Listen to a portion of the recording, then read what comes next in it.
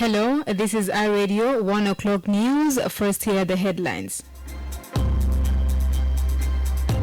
A chief was shot dead and 2 others injured at a funeral in Eastern Equatoria's Nimule town this morning.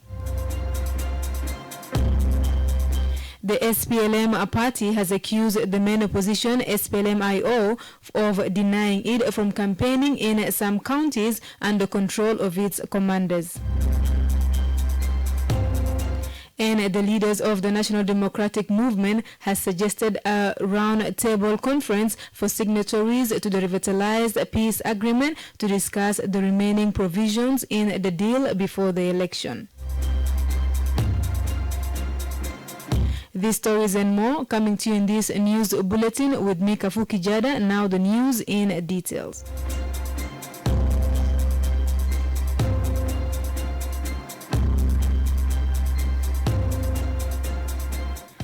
A chief was shot dead and 2 others injured at a funeral in Eastern Equatoria's Nimule town this morning. That's according to Nimule Police Inspector Major David Casimiro. The funeral is of 2 people who were killed in cold blood by unidentified individuals in Mugali, Payam yesterday. Magui County Commissioner Otto David Remson told iRadio the deceased were beheaded and their bodies were taken to Nimule mortuary. This morning, relatives of the victim gathered to organize for their burial, but misunderstandings ensued between a mourner and a stranger who was cautioned about taking a photograph during a family meeting. Another person then walked out of the meeting and picked a gun and started shooting randomly, killing the chief, wounding 2 others. Major Casimiro explains.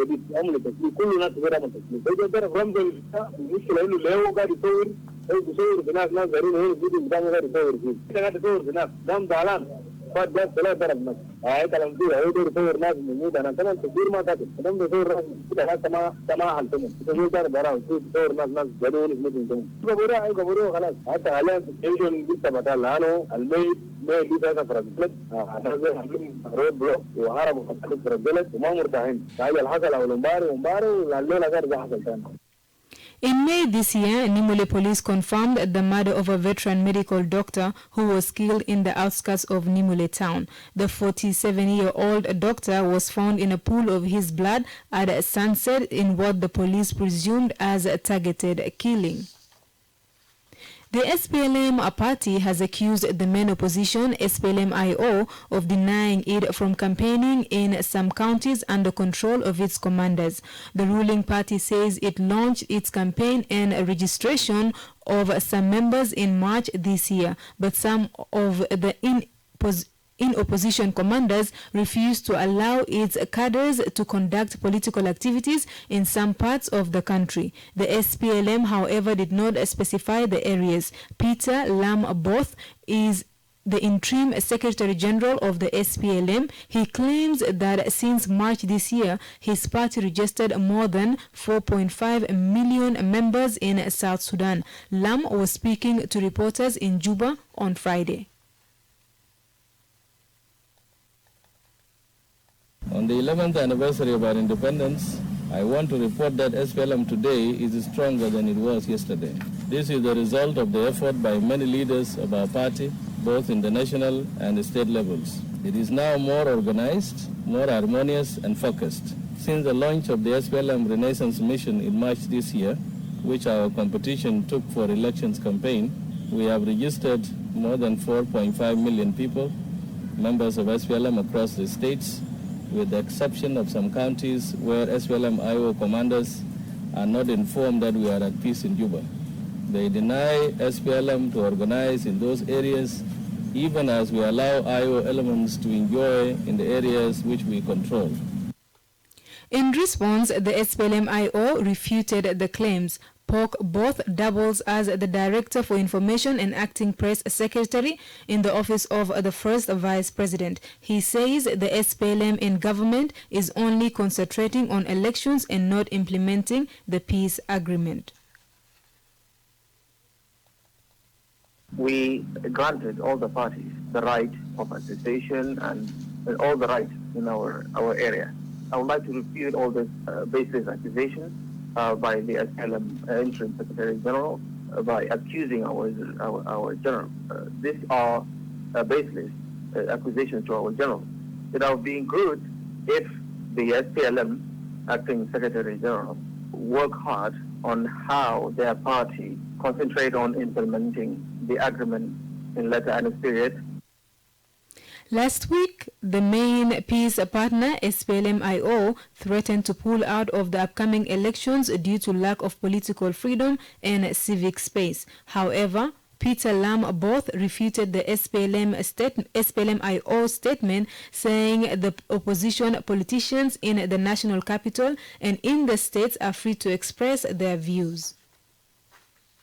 The leader of the National Democratic Movement has suggested a roundtable conference for signatories to the revitalized peace agreement to discuss the remaining provisions in the deal before elections. Dr. Lam Akol says there is a need for the parties to discuss how and when a free, fair and credible election should be held in the country. According to the 2018 peace agreement, elections must be held 60 days before the end of the transition period. However, the peace partners have not completed parts of Chapter 1 on governance, Chapter 2 on permanent security arrangements, Chapter 3 on special reconstruction programs, Chapter 4 on economic reforms, and even on the establishment of a proper justice system. Prior to the conduct of elections, the agreement provides for the registration of political parties, the conduct of population census, and voters registration. Besides, there must be a permanent constitution in place to usher in a democratically elected government. Speaking to iRadio from Sudanese capital Khartoum this morning, Dr. Lam Akol said the transitional period should not be extended. In the remaining 6 months. They are also thinking of extending their period. Also, that is not on. It cannot be accepted because the agreement finishing, the transitional period comes to an end on the 22nd of February 2023. So there is no legitimacy of the transitional arrangement beyond that date. The political forces in the country and the civil society, the signatories to the agreement, even the whole our group, all of us should sit down now as soon as possible to discuss what will happen after the 22nd of February 2023. And what should be done is we make a timetable, we agree on a timetable to carry out elections. What can be done in the remaining 6 months is done. The remainder will be done by the political arrangement that will be agreed in the roundtable conference I'm talking about. Last week, the regional bloc, IGAD, called on the unity government to draw timeliness for completing the remaining tasks in the peace agreement before the conduct of elections. The Minister of Cabinet Affairs told a gathering over the weekend in Juba that he did not corrupt money to help his wife set up a successful business. Dr. Martin Elia Lumuro made the remarks at the launch of his wife's clothing fashion brand at the Pyramid Hotel in Juba on Saturday. The firm, bearing a trademark Jenem, designs outfits for only women and children. Jenem is not only the business Lumuro's spouse Raja Ladu is running. Dr. Lumuro reveals that his spouse also own 3 other businesses, including providing supplies to the UN Development Agency, UNDP. And I want to be honest with you guys. She opened a restaurant, and she did a restaurant called Twins Catering and Services. And today we are supplying UNDP, by the way. The Guru Raja is not corrupt money, by the way. It's clean money. 2, she went on to do money transfer. Raja is on her own. She has that business, by the way. This is the 3rd business she's doing. But this one was too big for me to handle. And I thought, Raja, this is too much for you. When she went to Turkey, he said she wants to have a brand, yani Gomas Muktub Isim Do, like Levi's, like Gucci, like whatever. I had no option other than to say, go ahead.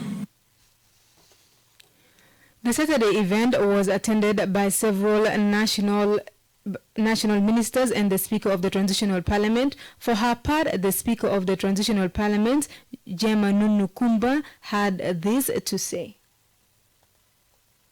So, as a mother, I'm very proud of you, all of you, the young people who are here today.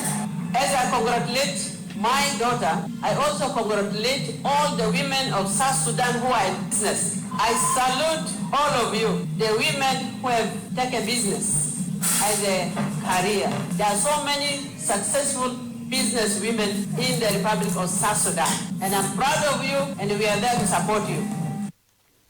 You are listening to iRadio News, and now to the sports news here in iRadio. My colleague will be joining us.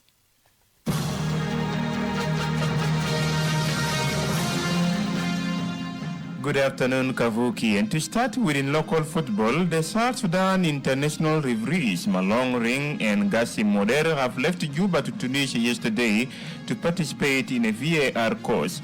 This comes as an implementation of the signed Memorandum of Understanding between South Sudan Football Association and Qatar Football Association.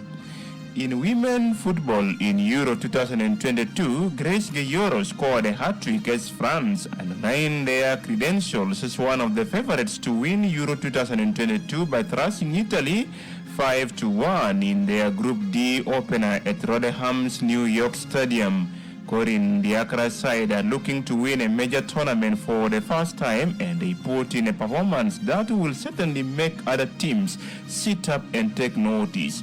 Italian forward Barbara Bonanci forced a great save out of goalkeeper Pauline Peyron-Magnin in the first few minutes, but from then things took a bad turn for Italy as France put on an attacking masterclass. Chelsea have agreed a fee with Manchester City for England winger Raheem Sterling. The deal is worth up to 50 million euros, including ads-on, and Sterling is set to arrive at Stamford Bridge on a 5-year contract with an option of further year. Sterling will need to complete a medical before the deal is announced. The 27-year-old has 1 year left on his contract at City and had attracted interest from major clubs overseas. City signed Sterling from Liverpool in a 49 million euro deal in 2015, and he went on to score 131 goals in 339 games. And finally, in tennis, Novak Djokovic underlined his recent dominance at Wimbledon with a composed and controlled fight back against Australia's Kyrgios to win a fourth consecutive men's singles title. Serbia's Djokovic, 35, lost the first set after some superb serving from Kyrgios, but ended up winning 4-6, 6-3, 6-4, 7-6 on center court. It is Djokovic's 7th SW19 men's title, and only Roger Federer has more. Victory also moved him one behind Rafael Nadal's record 22 men's majors. End of sports news, and back to you, Kafu Kijada, in the studio.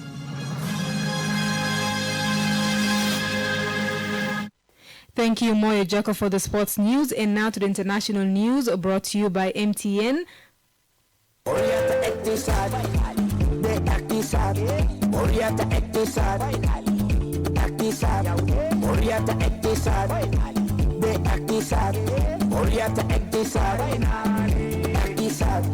Momo is alive with Momo.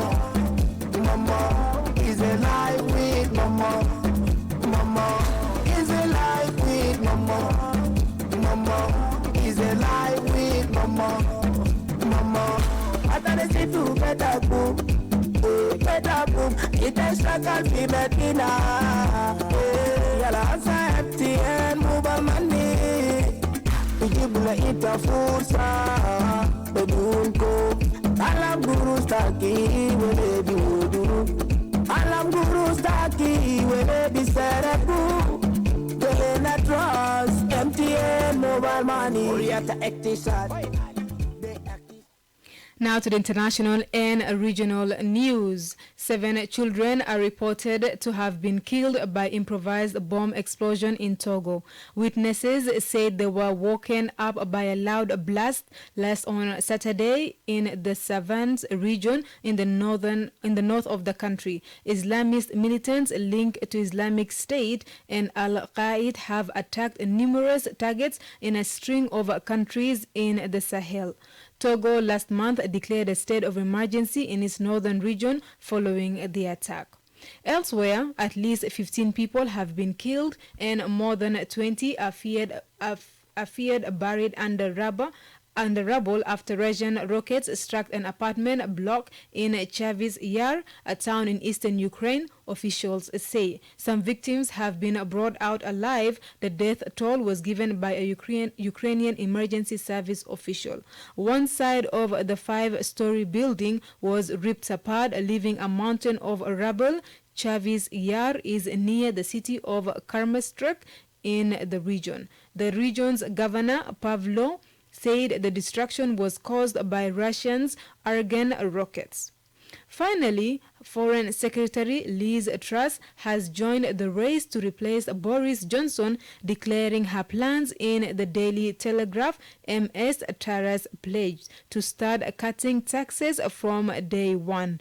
Many of the 11 leadership hopefuls looking to become the Tory party leader have set out a competing tax plan as a core element of their proposal. The 1922 committee, a backbench Tory MPs that organizes contest, will meet on Monday to decide the timetable and rule out of the leadership races.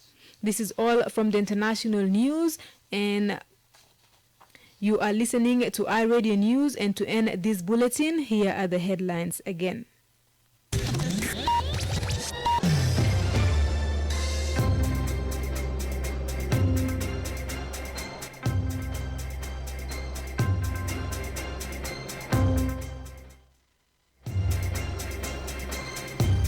A chief was shot dead and 2 others injured at a funeral in eastern Equatoria, Nimule town, this morning. The SPLM party has accused the main opposition, SPLM-IO, of denying it from campaigning in some counties under the control of its commanders. And the leader of the National Democratic Movement has suggested a roundtable conference for signatories to the revitalized peace agreement to discuss the remaining provisions in the deal before elections.